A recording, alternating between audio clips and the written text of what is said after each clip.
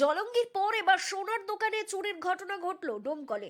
আতঙ্কে সোনার দোকান মালিকরা। স্থানীয় সূত্রে জানা গেছে শনিবার গভীর রাতে ডোমকলের রায়পুর এলাকায় ঘটনাটি ঘটেছে। দোকান মালিকের বাড়ির গেটের বাইরে থেকে তালা লাগিয়ে দিয়ে চুরির ঘটনা ঘটায় দুষ্কৃতীরা। সকাল হলে চুরির ঘটনা জানাজানি হয়। ঘটনার পর রায়পুর এলাকায় চাঞ্চল্যের সৃষ্টি হয়। দোকান মালিকের দাবি রাতে দোকান বন্ধ করে ঘুমিয়ে পড়ে। রাতে চুরির সময় কিচ্ছু বুঝতে পারেননি।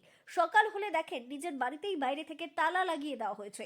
যদিও সোনার দোকানের সামনের তালা ভাঙা হয়নি, পাঁচিল টপকে পেছনের গেট দিয়ে দোকানে ঢোকা হয়েছে। তারপর দোকান থেকে বেশ কয়েক ভরি সোনার গহনা সহ নগদ 1,15,000 টাকা মিলিয়ে মোট 21 লক্ষ টাকার মতো জিনিসপত্র চুরি হয়েছে বলে দাবি দোকান মালিক চিন্ময় মণ্ডলের। 3 দিন আগেই জলঙ্গির পাকুড়দিয়ার বাজার এলাকায় শাটার ও কোলাপসেবল গেট ভেঙে দুঃসাহসিক চুরির ঘটনা ঘটে। তারপর দিন পরে ডোমকলে সোনার দোকানে চুরির ঘটনা ঘটলো।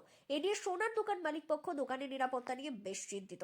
যদিও ডোমকল থানার পুলিশ পৌঁছে সিসিটিভি ফুটেজ সংগ্রহ করে চুরির ঘটনার তদন্ত শুরু করেছে। আপনারা দেখছেন গ্রাম বাংলা নিউজ, সবার সাথে সবার পাশে।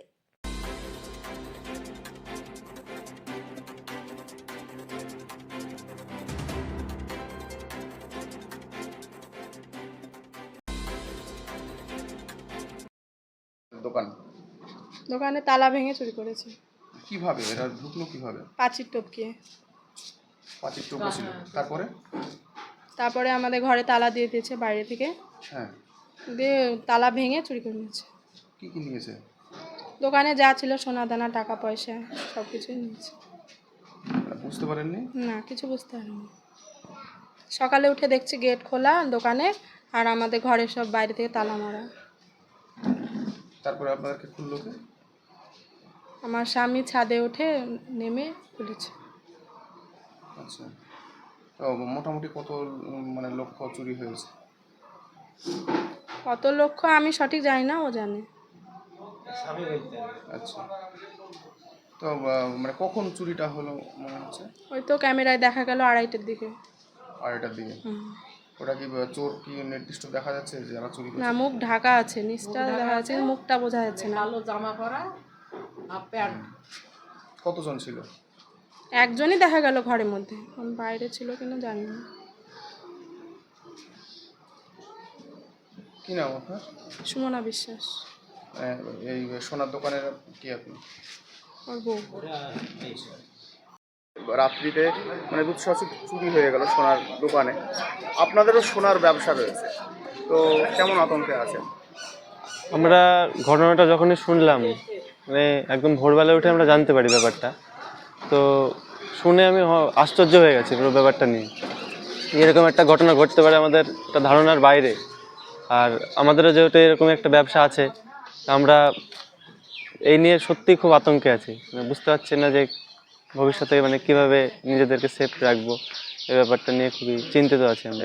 চোর বাড়িতে যখন প্রবেশ করে ওদের ঘরের বাইরে থেকে তালা লাগিয়ে দেয়, তো যাতে বাইরেও বেরোতে না পারে।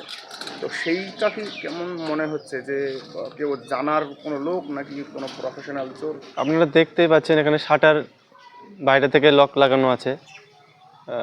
সবাই দেখলো যে ভিতর থেকেই করেছে ব্যাপারটা। তো হয়তো অনেক দিন ধরে যে করেছে, ঘটনাটা ঘটিয়েছে, অনেক দিন ধরে হয়তো লক্ষ্য রেখেছে ব্যাপারটার উপরে। লক্ষ্য না রাখলে এরকম ধরনের ঘটনা সম্ভব নয় আমার মতে। তো এটা সত্যি চিন্তার ব্যাপার আমাদের কাছে একটা, কিভাবে ঘটনাটা ঘটে গেল। আর এরকম ধরনের ঘটনা পাস্টে আমাদের এই রায়পুর অঞ্চলে এরকম ধরনের ঘটনা ঘটেনি। আজকে যে ঘটনাটা ঘটেছে দেখতে পাচ্ছি আমরা। কিছুদিন আগে পাকুড়দিয়ার এলাকাতে সোনার দোকানে এরকম ডাকাতির ঘটনা ঘটেছিল, এবার ডোমকলের রায়পুর। তাহলে কি অন্যান্য জায়গায় এরকম ঘটনা ঘটবে না, তার কি কোনো গ্যারান্টি আছে মনে হচ্ছে? না, আমরা প্রতিবেশী হিসাবেই নয়, আমরা আশেপাশে যেগুলো দোকান আছে সবাই চিন্তিত এই নিয়ে, যে আশেপাশে যেভাবে ঘটে চলেছে সোনার দোকানের নিরাপত্তা নিয়ে আমরা খুব চিন্তিত এখন, যে আমরা দোকানটা খুলবো কী করে। কারণ এই দোকান খুলে কে কখন চলে আসবে আর আমাদের সেফটি থাকবে না, সেই ব্যাপারটা নিয়ে আমরা সত্যি খুব উদ্বেগে আছি। কি নাম আপনার? আমার নাম চন্দন বিশ্বাস।